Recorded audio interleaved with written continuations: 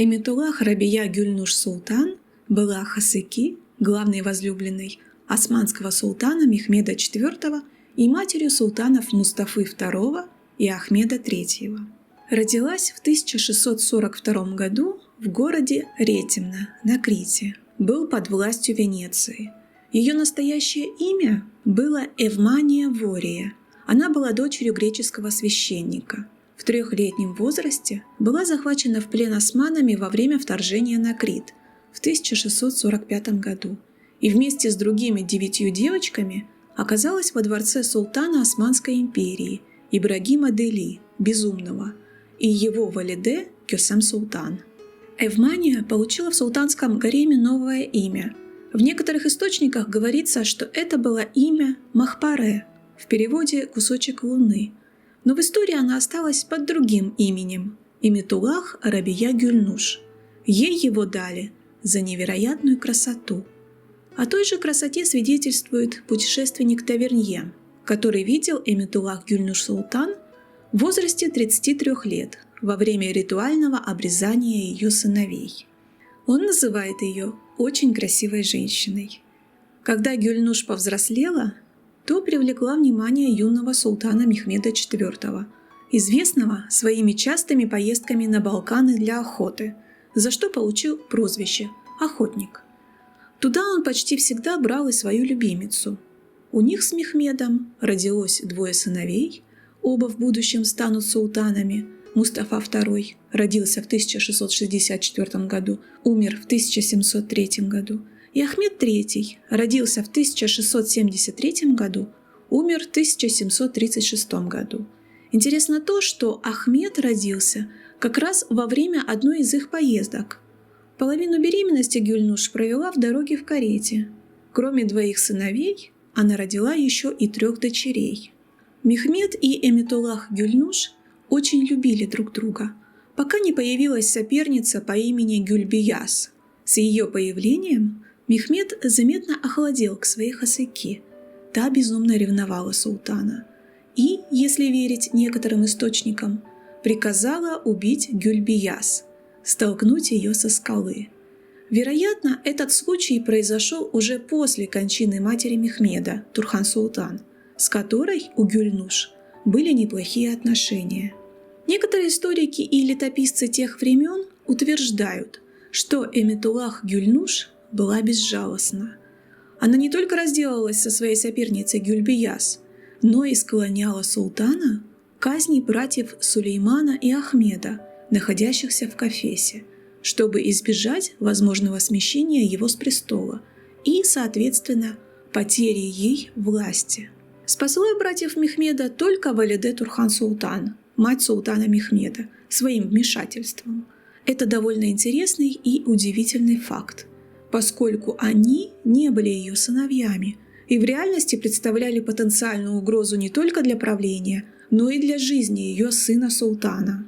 Но, несмотря на эти и другие планы и злодеяния Гюльнуш, султан Мехмед ее не оттолкнул, и она ездила с ним не только на увеселительные прогулки, но и в военные походы.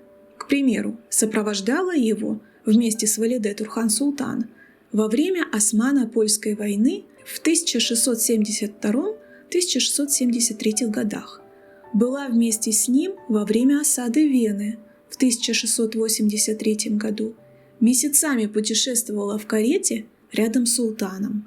Впрочем, нахождение вдали от султанского дворца Топкапы не мешало ей продолжать оказывать на жизнь там большое влияние.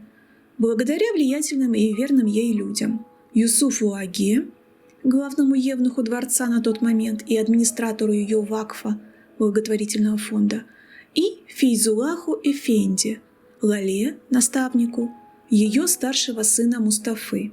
В 1683 году валиде Турхан-Султан скончалась, а гаремом начала руководить Эмитуллах Гюльнуш Султан на правах Хасыки султана Мехмеда IV. Но ее властвование продолжалось недолго.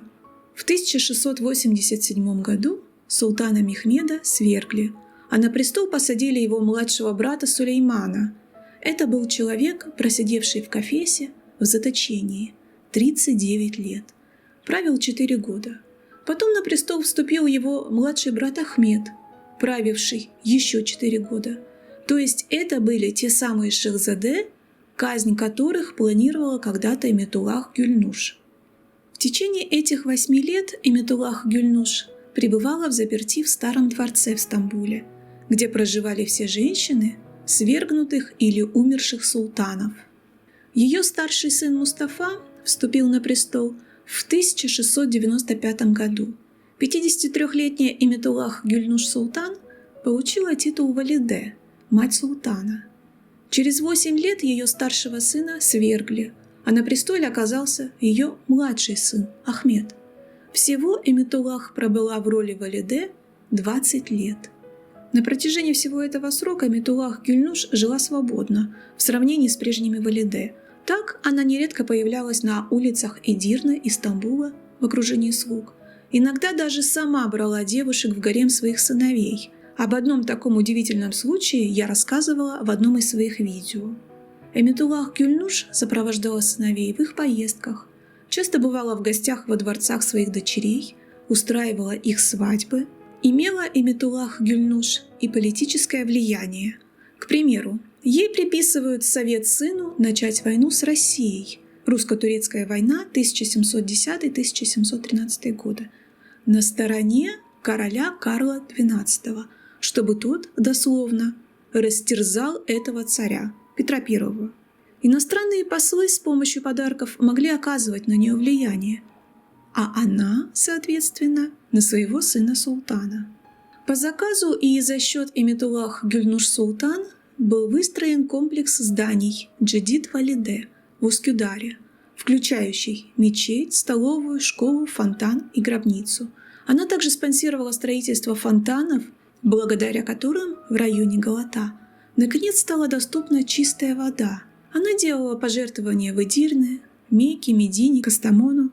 После завоевания острова Хиус в 1695 году церковь, построенная там, была преобразована в мечеть ее имени. Также в мечети ее имени была преобразована церковь в захваченном Османской империей Переяславе-Хмельницком. Умерла Эметуллах Гюльнуш Султан 6 ноября 1715 года, незадолго до начала эпохи процветания и мира, которую турецкие историки называли эрой тюльпанов. Во время правления своего второго сына была похоронена на территории новой мечети или мечети Валиде Султан.